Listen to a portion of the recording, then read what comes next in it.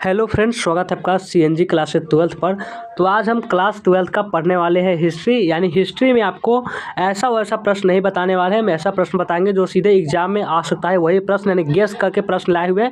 जितना बताएंगे, जो भी प्रश्न बताया जाएगा, कन्फर्म रहिए कि ये बहुत ज़्यादा इंपॉर्टेंट प्रश्न है जो कि एग्जाम में आ सकता है, यानी संभावित प्रश्न है। तो चलिए वही प्रश्न पढ़ने वाले, क्योंकि उतना समय है नहीं कि आप इधर उधर से प्रश्न कुछ पढ़ सके। हम वही पढ़ाएंगे जो कि एग्जाम में आने वाला है।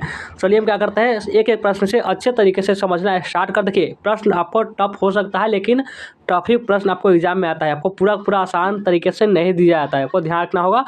तो चलिए हम पढ़ते हैं और समझना स्टार्ट करते हैं। उससे पहले एक बार शेयर कर देंगे, जल्दी से शेयर करिए वीडियो को। और जो भी नए स्टूडेंट होगा इस चैनल को सब्सक्राइब भी कर लेंगे। और व्हाट्सएप ग्रुप ज्वाइन नहीं किए होंगे, डिस्क्रिप्शन में लिंक मिलेगा, जाइए और ज्वाइन जरूर कर लेंगे। चलिए क्या करते हैं, समझना स्टार्ट करते हैं। और सबसे पहला प्रश्न क्या करा है, अल बरूनी पर संक्षिप्त टिप्पणी लिखिए। अल बरूनी, ये आपका लॉन्ग क्वेश्चन में भी आ सकता है, ध्यान रखेंगे। ये आपका लॉन्ग क्वेश्चन में भी आ सकता है, ऐसे शॉर्ट क्वेश्चन में ज़्यादा चांस आने का। तो आपको कैसे लिखना है, लिखना है कि अल बरूनी यानी अल बरूनी पर संक्षिप्त टिप्पणी। देखिए, हिस्ट्री क्या करता है, आपका इतिहास जो है वह समझने की चीज़ है। आप रटने से कोई काम बनने वाला तो है नहीं, आपको समझना होगा। अल बरूनी पर संक्षिप्त टिप्पणी लिखिए, तो लिखना होगा कि अल बरूनी मध्य एशिया के ख्वारिज्म के निवासी था। ये आपका ऑब्जेक्टिव में भी आ सकता है कि अल बरूनी वह कहाँ का निवासी था, तो वह ख्वारिज्म का निवासी था।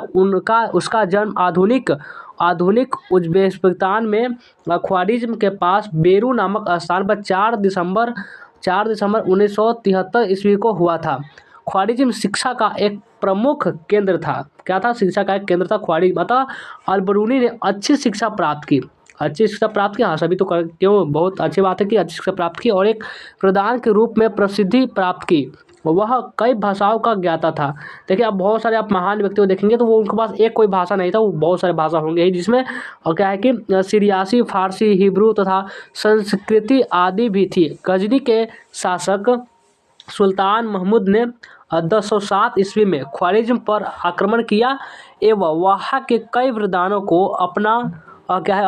को अपने साथ राजधानी गजनी ले गया, सभी ले गया। और इसके बाद 70 वर्ष की आयु में अपनी मृत्यु सितंबर 1048 ईस्वी तक अल बरूनी गजनी में ही रहा। मुहम्मद गजनी के भारत पर आक्रमण के समय ही अल बरूनी भारत आया। उसने भारत में जो कुछ भी देखा उसका वर्णन उसने अपने वृत्तांतों में किया, यानी कि अपने साम्राज्य में किया। अल बरूनी ने भारत पर अरबी भाषा में लगभग 20 पुस्तकें लिखी। कितनी, 20 पुस्तकें, याद रखिएगा, ऑब्जेक्टिव में आ सकता है। वो कितनी लिखी थी पुस्तकें, 20 पुस्तकें लिखी थी अरबी भाषा में। लेकिन इन सब में किताब उल हिंद अथवा तहकीक ए हिंद के बेजोर ग्रंथ है। उसने इस पुस्तक का सृजन 30 अप्रैल 1030 ईस्वी से 29 दिसंबर 1031 के बीच किया था। देखिए, हिस्ट्री में आपको बहुत सारे दिक्कत का यही होता है कि ज़्यादातर इसमें ईयर पूछ दिया जाता है, यानी कि 1031, 1547, 1857, यही जो आपका पूछ दिया जाता है, यानी कि ईयर बहुत ज़्यादा पूछा जाता है। तो सिर्फ एक परेशानी होता है और कुछ तो होता ही नहीं है। चलिए आगे बढ़ते हैं। उम्मीद है आपका जो सबसे पहला प्रश्न था यह अच्छे तरीके से समझ गए होंगे। समझ गए तो आगे बढ़िए। अगले प्रश्न है कि किताब उल हिंद पर एक संक्षिप्त टिप्पणी लिखी। ज़्यादातर प्रश्न किस चीज़ पर आते हैं, टिप्पणी लिखने पर, तो ध्यान रखेंगे। किताब उल हिंद पर एक संक्षिप्त टिप्पणी लिखे। लेखक एवं भाषा शैली अरबी भाषा में लिखी गई। यह पुस्तक प्रसिद्ध यात्री वृदान और इतिहासकार अल बरूनी द्वारा लिखी गई। किसके द्वारा, ये आपका अल बरूनी के द्वारा लिखी गई है। इस पुस्तक में वृदान यात्री ने भारतीय जीवन के अनेक पहलुओं, सांस्कृतिक कलाकृतियों, जीवन, भाषा आदि का विवरण दिया है। यह पुस्तक कुल 80 अध्यायों में विभक्त है। कितने अध्याय में, 80 अध्याय में। ये सब जो आपको इंपॉर्टेंट होगा वो हम बताते हुए चलेंगे। सर्वप्रथम उसने अपनी भूमिका लिखी है। देखिए, हम आपको अपने तरह से आंसर लिखे हुए, आप खुद अपने तरीके से बनाकर लिख सकते हैं। आपको सिर्फ समझे होंगे तो आप लिख देंगे।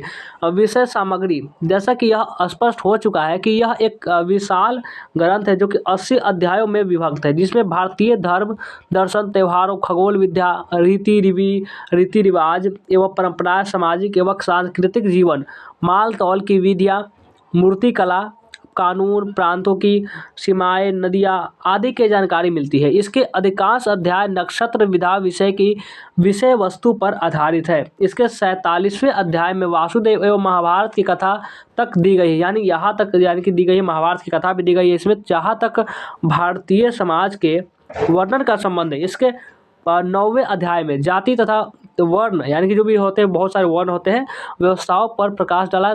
63वें अध्याय में ब्राह्मणों के जीवन का उल्लेख है। 64वें अध्याय में जातियों के अनुष्ठान एवं रीति रिवाजों का वर्णन है। आपका 69वें अध्याय में भारतीय स्त्रियों की स्थितियाँ का वर्णन है। तो आपको क्या बताया गया था, किताब उल हिंद पर एक संक्षिप्त टिप्पणी लिखे, उसके सभी अध्याय के बारे में आप इस प्रकार से लिख देंगे, आपको वो कैसा भी क्वेश्चन होगा वो आपको फुल मार्क्स दिया जाएगा, यानी कि जितने भी अध्याय में जो जो मेन टॉपिक हो वो आपको लिखना होता है। चलिए आगे अगले प्रश्न पर आते हैं।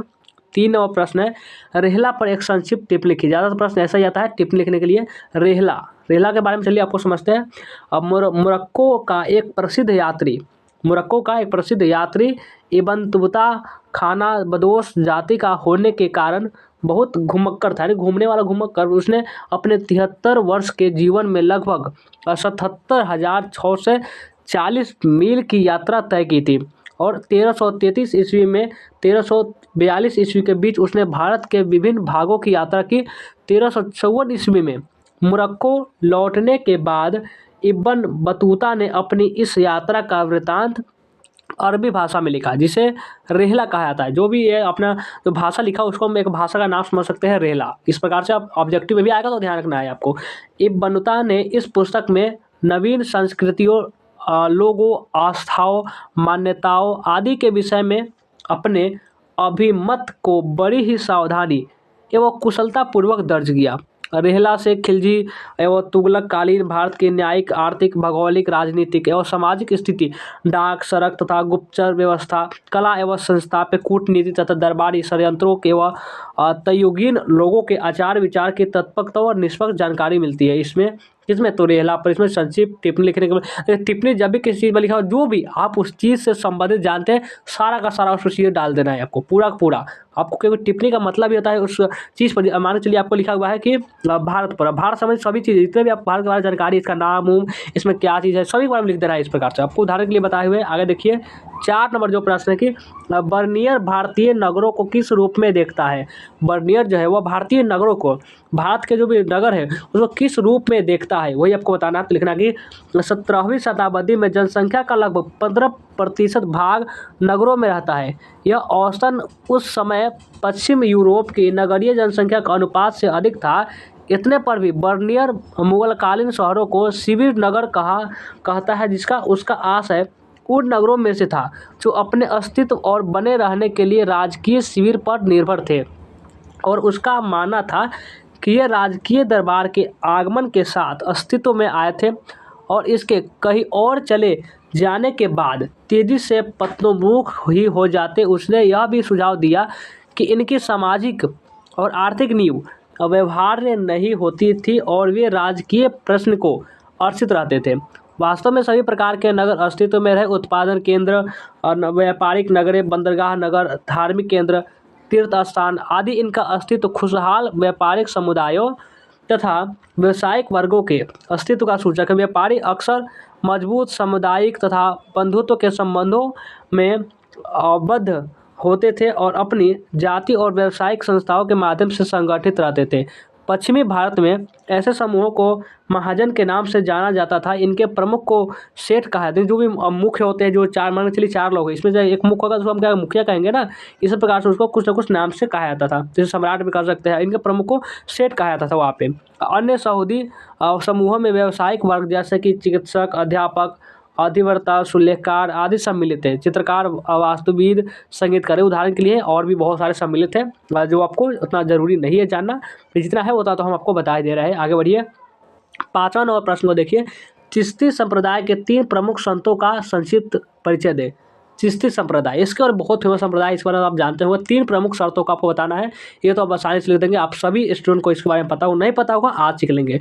मोहम्मद चिश्ती, भारत वर्ष में चिश्ती संप्रदाय का प्रवर्तक ख्वाजा मोहम्मदीन चिश्ती को माना जाता है। किसको?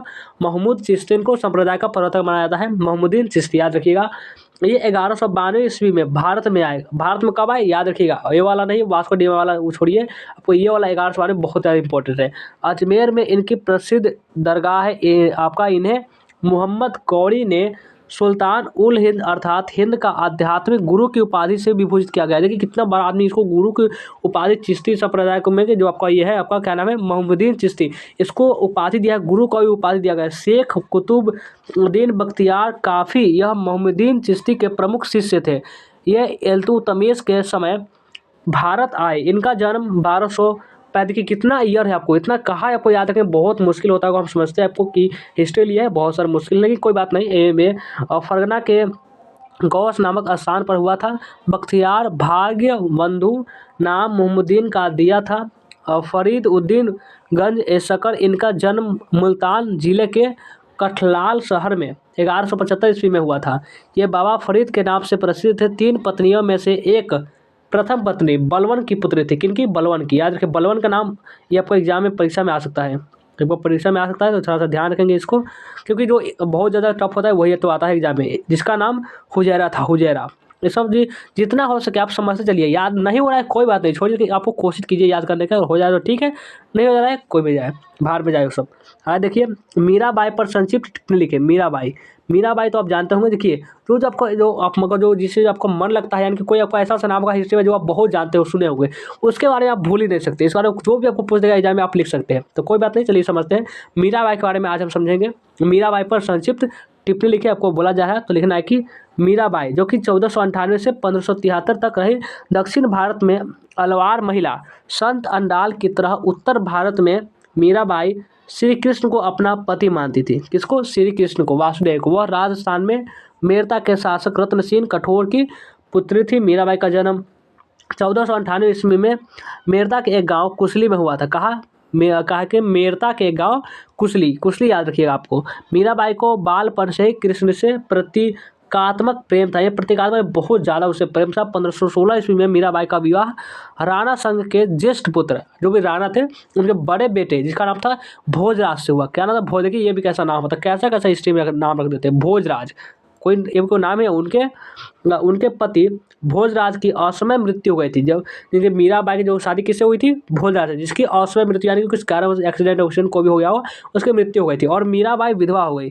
मीरा अब कृष्ण भक्ति में लीन रहने लगी। वो हमेशा कृष्ण के भक्त, कृष्ण कृष्ण नाम जपती रहती थी, जहाँ तक वैसा ही लग जाती थी। 1531 में राणा संगा का छोटा बेटा विक्रमादित्य गद्दी पर बैठता है। कौन? जिसका नाम था विक्रमादित्य, याद रखिएगा। उसने मीरा को विष देकर मारने का प्रयास किया। विष देकर जहर, सोचा कि वह मर जाएगी, बस हमारा काम बन गया है। मगर जाको राखे साया मार सके ना कोई। ये देखिए क्या आपका मुहावरा है, आपको ये बहुत फेमस मुहावरा है, आप सभी लोग इसको सुने होंगे। ये अब चित्तौड़ छोड़कर मेरता के शासक अपने चाचा ब्रह्मदेव के पास चली गई। जोधपुर राजा मालदेव ने अब मोरता पर अधिकार किया, तब वे मेरता छोड़कर द्वारका चली गई। कौन? मीराबाई की बात हो रही है। द्वारका में वे पूर्णतः कृष्ण भक्ति में लीन रही। उन्होंने कृष्ण भक्ति में कई पदों का सृजन किया। उनका यह भजन तो आज भी प्रत्येक भारतवासी की जबान पर है। तो ये भी प्रश्न आप समझ चुके हैं। आगे बढ़िए, अगला प्रश्न पर आइए। ये देखिए आपका प्रश्न है, भक्ति आंदोलन के प्रमुख प्रभाव का वर्णन करें। भक्ति आंदोलन काफ़ी MVVI प्रश्न, इसको मान सकते हैं। MVVI से बिल्कुल काम नहीं है, बहुत भक्ति आंदोलन बहुत ज़्यादा इंपॉर्टेंट है। भक्ति आंदोलन के संतों ने स्थानीय भाषा में भजन गाए एवं पदों का सृजन किया। इससे इससे प्रांतीय भाषा एवं साहित्य का विकास हुआ। जनता में भाईचारे एवं सहिष्णुता की भावना का विकास हुआ, ये भी हुआ। और हिंदू मुस्लिमों के बीच वैमनस्य में कमी आई। सामाजिक कुरीतियों एवं अंधविश्वासों पर प्रहार किया गया। हिंदुओं के आत्मबल की वृद्धि हुई। निम्न वर्ग को भी संबल मिला। आम जनता के संकीर्ण मानसिकता का अंत हुआ एवं उसका दृष्टिकोण व्यापक हुआ। हिंदू मुस्लिमों की एक संयुक्त संस्कृति का विकास हुआ। मुगल सम्राट अकबर ने, मुगल के जो राजा थे, जो सम्राट थे, मुगल के सम्राट जिसका नाम था अकबर, अकबर ने तो सभी धर्मों के धर्माचार्यों से अनेक, वो अकबर कहता था कि इसको धर्म को सम्मान करो, इसका सपोर्ट करो, उसका सपोर्ट करो, की विशेषता को चुना। हिंदू धर्म से प्रभावित होकर उसने तिलक लगाना प्रारंभ किया। तिलक, अपने माता पिता का तिलक लगाना था। हमेशा पारसी धर्म से प्रभावित होकर सूर्य पूजा प्रारंभ की एवं महल में सदैव अग्नि प्रज्वलित करने की प्रथा आरंभ किया। हमेशा वो अग्नि एक जगह जलता रहेगा। और नहीं, उसने स्वयं ही अपना धर्म दीन ए इलाही आरंभ कर दिया। तो ये भी प्रश्न आप समझ गए होंगे। भक्ति आंदोलन से प्रमुख क्या होता है? भक्ति नाम से आसपास के भक्ति आंदोलन, यानी कि भक्ति आपका लीन भक्ति में आंदोलन। आगे बढ़िए। 7वां जो प्रश्न है, सूफीवाद से आप क्या समझते हैं? सूफीवाद, ये भी आपका जरूरी प्रश्न है, बहुत ज़्यादा एग्जाम में आ सकता है। सूफीवाद से आप क्या समझते हैं? सूफी शब्द अरबी से सूफ से बना हुआ है। कहाँ से? आपका ये देखिए कौन सा शब्द किस चीज़ से बना हुआ है, अगर एग्जाम में आपका ये मिलता है, इसलिए आपको ये सब बता दे रहे हैं आपको कि सूफीवाद शब्द है वह कहाँ से बना है, तो वो सूफ शब्द से बना गया। देखिए कौन सा शब्द किससे बना हुआ है, ये भी आता है एग्जाम में। कोई ठीक नहीं है क्या बना कर डाल देगा कोई एग्जाम में, जो टाइप करता है उसको माथा घूम के समझ लिए कुछ भी हो सकता है। जिसका अर्थ होता है ऊन। सूफी शब्द अरबी के सूफ शब्द से बना है जिसका अर्थ होता है ऊन। पाषाण्य विद्वान ब्राउन के अनुसार ईरान में इन रहस्यवादी सूफी साधकों को पश्चिमांशु ऊन पहनने वाला कहा जाता था। ईरान के अंत सनी वस्त्र को जीवन की तथा विलासिता से दूर रहने का प्रतीक मानकर एकांत जीवन पर जोर देते थे। सूफीवाद में गुरु परंपरा का काफी महत्व था। किस परंपरा का? गुरु परंपरा का। सूफी विचारधारा में पीर यानी गुरु और मुरीद के बीच का संबंध पर काफी बल दिया गया।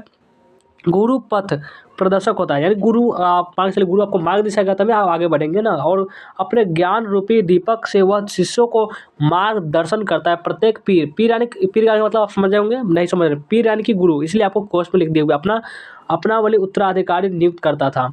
अगला प्रश्न पाइए। अगला प्रश्न देखिए क्या करा है इसमें कि संत रामानंद की प्रमुख शिक्षाओं पर प्रकाश डालिए। संत रामानंद बहुत ही प्यारा नाम है। संत रामानंद की प्रमुख शिक्षाओं पर प्रकाश डालने के लिए आपको बोला जा रहा है, तो कैसे डालेंगे चलिए बताते हैं। संत रामानंद की प्रमुख शिक्षाएं, इन्होंने विष्णु के स्थान पर मर्यादा पुरुषोत्तम श्री रामचंद्र की साधना पर बल दिया जो कि त्युगीन सभी जातियों में प्रिय थे। रामानंद की ब्राह्मण से लेकर क्षुद्रों तक को अपना शिष्य बनाकर जाति पाति तथा आडंबरों का विरोध किया। तीसरा, उन्होंने हिंदू मुस्लिम समन्वयवाद का मार्ग प्रशस्त किया। चौथा, उन्होंने कहा कि गुरु को आकाश धर्मा होना चाहिए जो पौधे को बढ़ाने के लिए उन्मुखता दे, न कि शिलाधर्मी जो पौधे को अपने गुरुत्व से दबाकर उसका विकास ही रोक दे। ऐसा राम का विचार था। इसमें बताया संत रामानंद की प्रमुख शिक्षाओं का उल्लेख किया। तो कितने शिक्षा बताया हमने? हमने आपको 4 बताया। 4 काफ़ी है, 4 आपको काफ़ी है। एग्जाम में अगर आएगा तो लिखने के लिए 4 काफ़ी है, तो ध्यान रखिए। मत ऐसा नहीं कि 4 लिखेंगे तो आपको मार्क्स कब देगा, उसका मार्क्स पूरा पूरा देना है। अगर 4 लिख देते हैं तो 2 नंबर का है, 2 लिख रहा है, कोई माई कलाल आपको नहीं होता। इस प्रकार से आप लिखेंगे। तो आगे बढ़िए।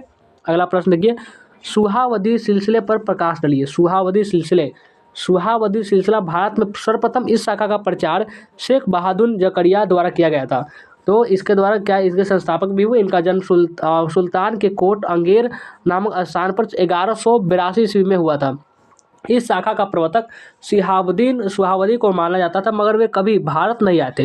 वो भारत नहीं आए थे, सिर्फ बात द्वारा सुनते थे, क्योंकि इस शाखा के सर्वप्रथम सूफी संत सैयद जलालुद्दीन बुखारी हुए जो कि मोहम्मद जहानिया के नाम से लोकप्रिय थे। उन्होंने फिरोज तुगलक की राजस्व नीति को प्रभावित किया। शेख मोहम्मदीन नागरी भी इस सिलसिले के प्रमुख करान से। सुहावर्दी शाखा के अन्य संतों में शेख मूसा और शाह दौला दरियाई के नाम उल्लेखनीय है। शेख मूसा सदैव स्त्री भेष में रहते थे, यानी वह स्त्रियों जैसा भेष में वह हमेशा धारण के रहते थे, और नृत्य संगीत में अपना समर्थ व्यतीत करते थे।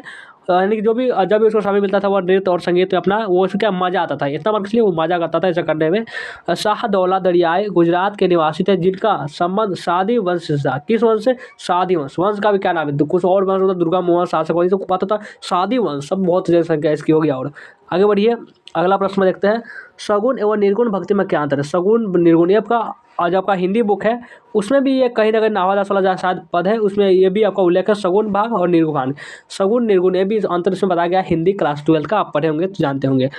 कैसे लिखेंगे? और सगुण और निर्गुण जब भक्ति एग्जाम में आएगा इसका अंतर लिखने के लिए तो लिखना है कि भक्ति परंपरा की 2 परंपराएं प्रचलित हुई, सगुण परंपरा और दूसरा आपके राम भक्ति। यहाँ पे दूसरा देखिए, यहाँ पे लिखा हुआ है, हाँ नहीं यहाँ पे नहीं, इसी में है। तो पहला क्या है? सगुण परंपरा, दूसरा और निर्गुण परंपरा। इस परंपरा में देवी देवताओं की भक्ति व आराधना की जाती थी। किसमें? सगुण परंपरा में। इसमें देवी देवता की भक्ति व आराधना की जाती थी, मूर्ति पूजा पर बल दिया गया। इस परंपरा में भी 2 मार्ग थे, कृष्ण भक्ति मार्ग, यानी कृष्ण भक्ति मार्ग में कई संत कृष्ण भक्त थे, जैसे कि आपका चैतन्य हो गया, सूरदास हो गया एवं मीरा आदि ने कृष्ण भक्ति के उनके गीत गाकर इस कृष्ण भक्ति का मार्ग अनुसरण किया। दूसरा राम भक्ति मार्ग, कुछ संतों ने राम भक्ति का मार्ग को अपनाया। निर्गुण परंपरा, निर्गुण भक्ति कहे की परंपरा में अमूर्त निराकर ईश्वर की उपासना की जाती थी। कबीर ने निर्गुण परंपरा को भी अपनाया। किसने? कबीर, तभी तो इतना महान बने। आगे बढ़िए। आगे अब है आपका अजमेर के मोहम्मदीन चिश्ती की दरगाह पर एक लेख लिखिए। लेख कैसे लिखना है चलिए बताते हैं आपको कि अजमेर के मोहम्मदीन चिश्ती की दरगाह पर एक लेख लिखिए। तो अजमेर स्थित ख्वाजा मोहम्मदीन चिश्ती की दरगाह पर आज भी हजारों की संख्या में श्रद्धालु अपनी मन्नतें मांगने जाते हैं। यह दरगाह दिल्ली और गुजरात को जोड़ने वाले व्यापारिक मार्ग पर स्थित होने के कारण भी यात्री यहाँ अधिक आते हैं। शेख मोहम्मदीन चिश्ती की मज़ार पर मालवा के सुल्तान गयासुद्दीन तुगलक ने पहली इमारत का निर्माण कराया था।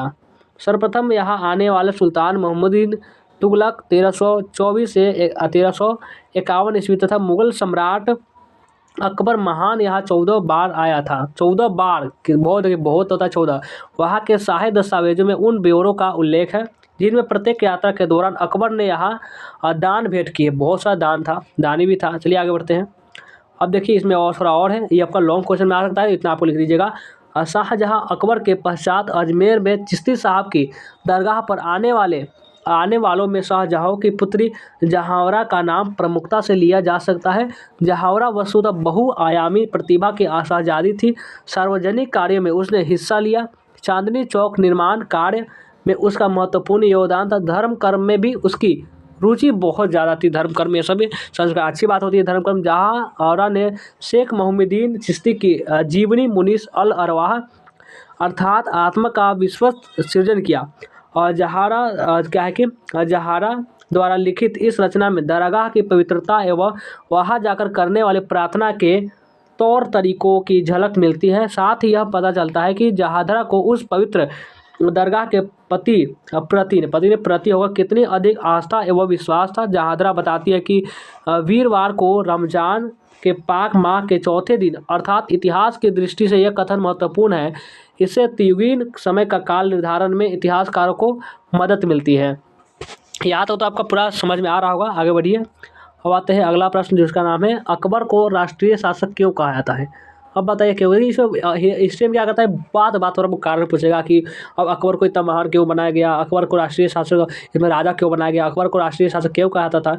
पूछेगा तो बताना है। अगर एग्जाम में पूछता है तो कैसे बताना है, लिखना है आपको कि मध्यकालीन भारत में इस्लामी शाहजही एक छत्र के संकुचित दृष्टिकोण को त्यागने वाला अकबर कहते हैं पहला व्यक्ति था। उसका अपना सिद्धांत था कि राजा अपनी प्रजा को चाहे वह किसी भी जाति का हो, राजा जो है वो अपनी प्रजा चाहे वो किसी जात का हो, ऊंची जात का हो, नीची जात का हो, किसी भी जात का हो अथवा धर्म का हो क्यों ना हो, पिता होता है, जो राजा होता है वो सभी प्रजा का क्या होता है, पिता होता है। उसके शासन काल में दास प्रथा, सती प्रथा, बाल विवाह, वृद्ध विवाह देखिए बाल विवाह तो हमने सुना था, आपने वृद्ध विवाह शायद नहीं सुना होगा, आदि को रोकने का प्रयत्न किया।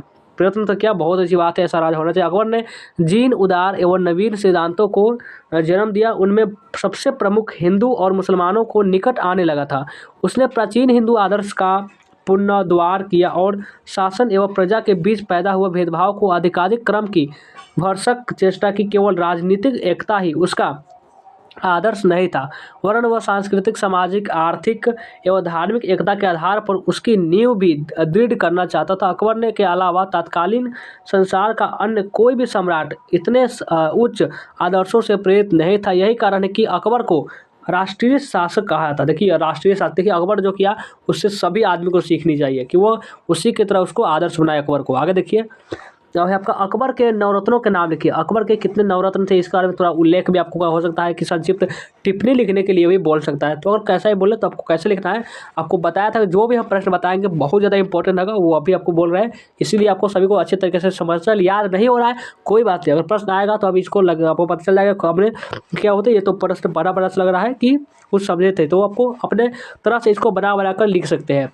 तो अगर एग्जाम में आते तो कैसे लिखना है चलिए आपको हम बताते हैं।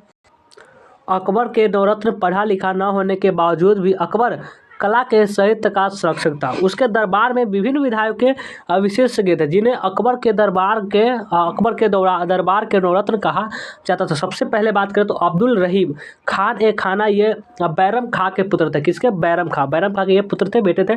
फारसी, तुर्की तथा हिंदी के प्रकांड विद्वान थे, बहुत ज़्यादा अच्छे विद्वान थे। बाबर नामा का इन्होंने तुर्की के फारसी में अनुवाद किया था।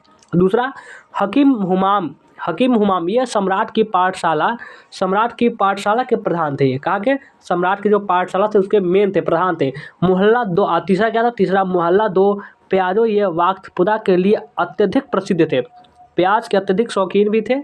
और चौथा था आपका अब्दुल फजल अकबरनामा के लेखक एवं अकबर के मित्र भी थे। फैजी अब्दुल फजल के भाई एवं शेख मुबारक के पुत्र थे। गणित के लीलावती ग्रंथ का फारसी में अनुवाद किया था इन्होंने। तानसेन जो 1535 से 1592 ईस्वी के अकबर के दरबार के प्रख्यात गायक थे। और सातवां राजा मान सिंह, यह अकबर के प्रख्यात सेनापति थे। और आठवां राजा टोडरमल, अकबर ने वित्त मंत्री नियुक्त किया था इन्हें। अकबर ने किसको, ये जो आपका नाम क्या था इसको देखिए, राजा टोडरमल, इसको वित्त मंत्री नियुक्त किया था। ये इंपॉर्टेंट है, इसका नाम एग्जाम में आ सकता है।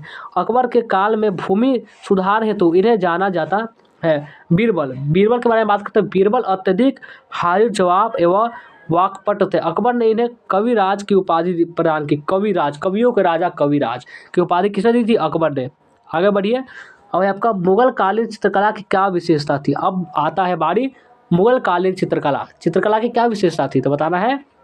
मुगल सम्राट बाबर, हुमायूं, अकबर एवं जहांगीर को चित्रकला में विशेष रुचि थी, बहुत ज़्यादा रुचि थी, बहुत मजा आता था। जहांगीर के काल में तो चित्रकला अपने चरमोत्कर्ष पर पहुंच गई।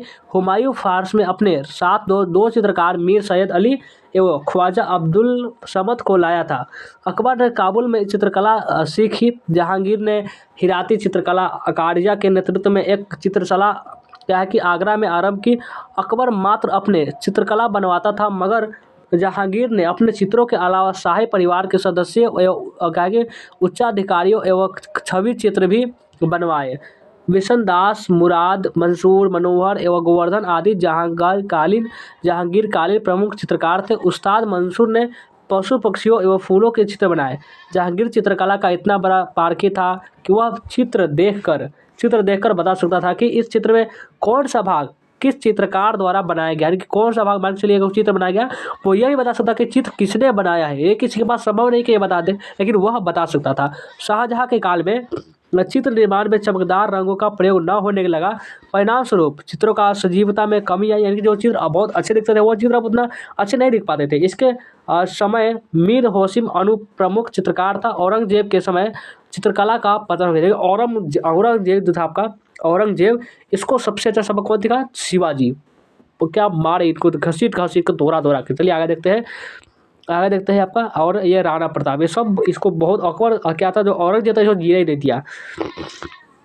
आगे देखिए आपका अकबरनामा पर संक्षिप्त में लिखे। अकबरनामा, चलिए इसके बारे में समझते हैं। अकबरनामा, अब्दुल फजल ने अकबर की आकांक्षा के प्रत्येक कसौटी पर खड़ा उतरने के उद्देश्य से अकबरनामा का सृजन किया था। इसका तृतीय खंड आईएन ए अकबरी सर्वाधिक महत्वपूर्ण है। इसमें अकबर कालीन छोटी से छोटी सूचना दी गई है। अकबरनामा का अंग्रेजी अनुवाद श्रीमती हेनरी बेब्रिज ने किया। आइबर का अंग्रेजी अनुवाद ब्लॉकमैन एवं जरेट ने किया। अब्दुल फजल ने अकबरनामा में अकबर के पूर्व का बाबर एवं हुमायूं कालीन इतिहास लिखने के लिए गुलबदन बेगम के हुमायूनीमा का भी उपयोग किया। राहुल सांस्कृतियान लिखते हैं कि अब्दुल फजल में बुद्धि और तर्क का अद्भुत संयोग था। राहुल जी ने अबुल फजल की तुलना कौटिल्य से की है। किसके? कौटिल्य से, इतने महान आदमी कौटिल्य से की है, तथा उनके ग्रंथ आइन एवं अखबारों में अर्थशास्त्र के समान महत्वपूर्ण बताते हैं। राहुल सांस्कृतियान बताते हैं कि ओइन ए अकबरी में प्रत्येक सूबे, सरकार, परगने का विस्तृत विवरण एवं आंकड़े दिए गए। उनका क्षेत्रफल, उनका इतिहास, पैदावार, आमदनी, खर्च, प्रसिद्ध स्थान, नदियाँ, नाले, चश्मे आदि सभी उनके उल्लेख है। जिसमें गजेटियर की महत्ता 19वीं सदी में अंग्रेजी में समझी। इस अकबरकालीन गजेटियर को आइन ए अकबरी में अब्दुल फजल खान के 350 वर्ष पहले लिख डाला था इसको। तो आपको परीक्षा की तैयारी कैसे चला है कमेंट करके मुझे जरूर बता सकते हैं कि आपके एग्जाम की तैयारी कैसे चल रही है। और ये जो आपका हिस्ट्री बता रहा है हो सकता है आपको उतना समझ में नहीं आ रहा होगा, लेकिन क्या कीजिए अभी उतना समय नहीं है तो आपको हम इंपॉर्टेंट प्रश्न तो इंपॉर्टेंट है आप, क्योंकि आपको बोरिंग थोड़ा लग सकता है, पर कोई बात नहीं। अगला प्रश्न आते हैं और सब प्रश्न जो होगा वो आपका इंटरेस्टिंग होगा। आते हैं अगले प्रश्न पर। देखिए अगला प्रश्न 14 नंबर, जिसका क्या है, इसमें क्या कहा जा रहा है, इसमें कि मुगल कालीन अभिजात वर्ग पर टिप्पणी लिखिए। मुगल कालीन अभिजात वर्ग पर टिप्पणी लिखिए। तो मुगल दरबार का एक प्रमुख स्तंभ अधिकारियों का वर्ग था। इतिहासकारों ने उसे मुगल अभिजात वर्ग की संज्ञा दी है। मुगल अभिजात वर्ग का वर्णन एक ऐसे गुलदस्ते के रूप में किया जाता है जो कि बादशाह के वफादार थे। किसके? बादशाह यानी कि राजा। इस गुलदस्ते रूपी अभिजात वर्ग में प्राय सभी धर्मों के लोग होते थे जो कि बादशाह के प्रति वफादार होते थे। साम्राज्य के निर्माण के आरंभिक चरण में ही अभिजात वर्ग का आगमन मुगल शासक की ओर होने लगा था। शाहजहां के शासनकाल में चंद्रभान ब्राह्मण ने अपनी पुस्तक चार चमन में मुगल अभिजात वर्ग का विस्तृत वर्णन किया। इस अभिजात वर्ग में अरब, ईरानी, तुर्की, ततार, रूसी, अभिनिवासी, राजपूत एवं भारतीय मुस्लिम आदि के सभी सम्मिलित थे। अभिजात वर्ग बादशाह के सम्मुख लोगों का मनसबदार बनाने की संस्कृति भी करता था। तजवीज़ एक याचिका होती थी जिसके तहत अभिजात किसी उम्मीदवार को मनसबदार नियुक्त करने की सिफारिश करता था। तैनात रकाब दरबार में नियुक्ति अभिजातों का एक सुरक्षित दल था। इसे आवश्यकता अनुसार किसी भी प्रांत में अथवा सैन्य अभियान में प्रतिनियुक्त किया जा सकता था। आगे बढ़ते हैं, अगला प्रश्न को देखिए, बहुत ही अगला इंपॉर्टेंट प्रश्न है। विश्व के 7 आश्चर्यों का नाम लिखिए। आश्चर्यों का, आपको आश्चर्य बोले आश्चर्य होगा। विश्व के 7 आश्चर्यों का नाम लिखना है। विश्व के 7 आश्चर्य निम्नलिखित है, इस प्रकार से आपको लिखना है। सबसे पहला निम्नलिखित लिखना बहुत जरूरी है, याद रखिएगा। सबसे पहला ताजमहल आगरा, भारत 1632 से 1648 ईस्वी। और आपका चिचेन इट्जा पिरामिड मैक्सिको जो कि 800 ईस्वी में था। और काइस्टर रिडीमर ब्राज़ील 1931। चीन के देखिए आपको डेट नहीं लिखा है, कोई बात नहीं। चीन की महादीवार ये भी आपको लिखना है। और आपका पेट्रा जॉर्डन ये भी लिखना है। कोलोसियम इटाली आपका 7वां, ये जो आप साथ को लिख देंगे आपको 2 नंबर जो होगा वो आपको फिर से मिल जाएगा। आगे बढ़िए, अब आते हैं अगले प्रश्न पर। ये देखिए कि अगला प्रश्न में क्या करा है। मुगल दरबार में अभिवादन के कौन से तरीके थे। मुगल दरबार में जो अभिवादन जो किया था वो कैसे किया था, कौन से तरीके थे, इसके बारे में भी बताना है आपको।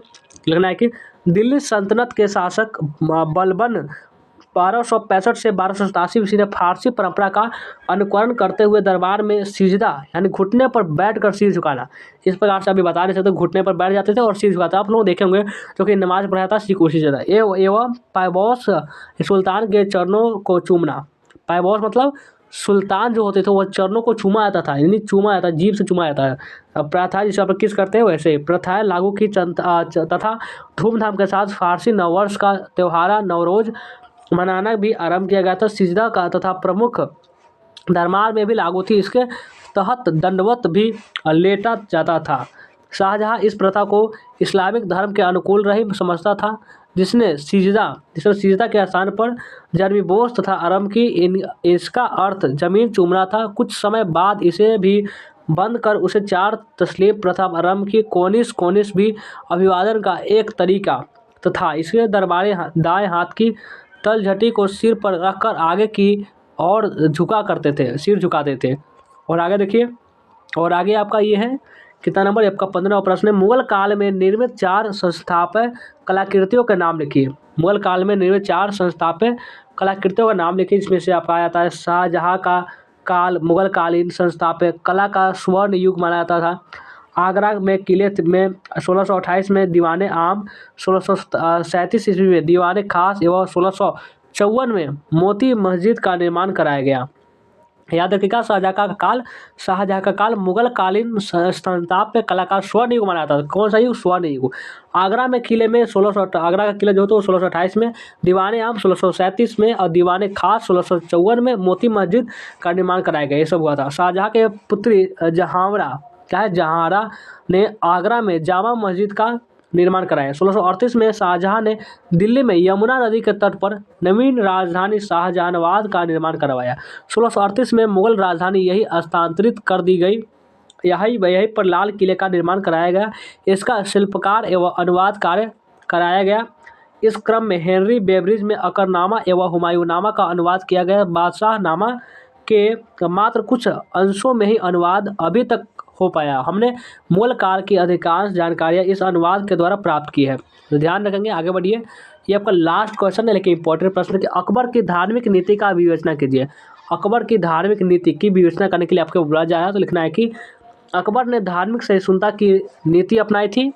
और 1562 ईस्वी में अकबर ने युद्ध बंदियों को दास बनाने की प्रथा पर रोक लगाई, जो किसी को दास नहीं बनाना है। 1563 में अकबर ने तीर्थ यात्रा कर बंद कर दिया। दार्शनिक और धार्मिक प्रश्नों पर वाद विवाद करने के लिए अकबर ने फतेहपुर सीकरी में 1575 ईस्वी में इबादत खाना का निर्माण कराया। यहाँ शेख अब्दुल नबी एवं अब्दुल्ला सुल्तानी पुरी के मध्य होने वाले अशोभनीय झगड़ों को देखकर 1579 में अकबर ने महजर की घोषणा कि इसके द्वारा किसी भी विवाद पर अकबर की राय ही अंतिम राय होगी।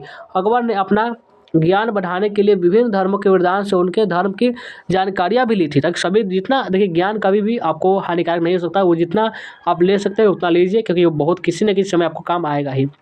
तो आज का क्लास कैसा लगा, आज का ये क्लास आपको कैसा लगा कमेंट करके बता देंगे। और वीडियो को लाइक नहीं किया लाइक भी कर देंगे, शेयर भी कर देंगे। जो भी नए बच्चे होंगे इस चैनल को सब्सक्राइब भी कर देंगे। चलिए वीडियो को एंड करते हैं, मिलते हैं फिर से नेक्स्ट वीडियो में।